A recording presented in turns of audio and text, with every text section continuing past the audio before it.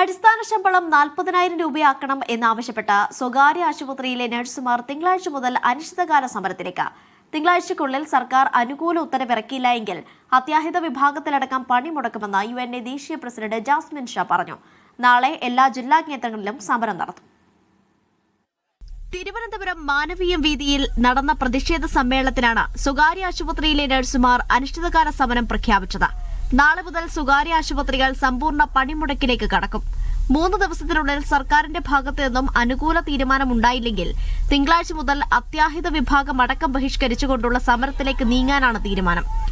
വിജയം കൈവരിക്കുന്നതുവരെ സമരം തുടരുമെന്നും തൃശൂരിൽ നിന്നും തിരുവനന്തപുരത്തേക്ക് ലോങ് മാർച്ച് നടത്തുമെന്നും UNA ദേശീയ പ്രസിഡന്റ് ജാസ്മിൻ ഷാ പറഞ്ഞു. 9-ാം തീയതി രാവിലെ നാം തൃശൂര് UNAയുടെ പദവി കൊണ്ട തൃശൂർ പേരിന്റെ മണ്ണിൽ നിന്നും തിരുവനന്തപുരത്തേക്ക് കാൽനടയായിക്കൊണ്ട് നാം നടക്കും. എപ്പോഴാണോ സർക്കാരിന് ബോധം ഉദിക്കുന്നത് അപ്പൊ പ്രഖ്യാപിച്ചാൽ മതി. അപ്പൊ ഞങ്ങൾ തിരിച്ചുപോയി കയറിക്കോളാം.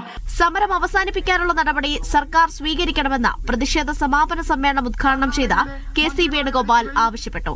ഞാൻ ഉറപ്പിച്ചു പറയുന്നു, ഇവരിൽ നടപ്പിലാക്കുന്നെങ്കിൽ ഇത് നടപ്പിലാക്കാനുള്ള സർക്കാർ 3 മാസങ്ങൾക്കുള്ളിൽ കേരളത്തിൽ വരും. അവർ അത് നടപ്പിലാക്കും എന്ന് പറയാൻ ഈ സന്ദർഭം ഞാൻ വിനിയോഗിക്കുകയാണ്.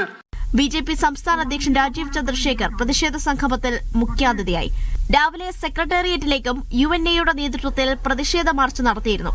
14 ജില്ലകളിലുമുള്ള നഴ്സുമാർ സമരത്തിൽ പങ്കെടുത്തു. സമ്പൂർണ്ണ പണിമുടക്കിന്റെ മുന്നോടിയായി നാളെ ജില്ലാ കേന്ദ്രങ്ങളിൽ UNAയുടെ നേതൃത്വത്തിൽ പ്രതിഷേധ സമരം നടക്കും. മീഡിയ 1 തിരുവനന്തപുരം.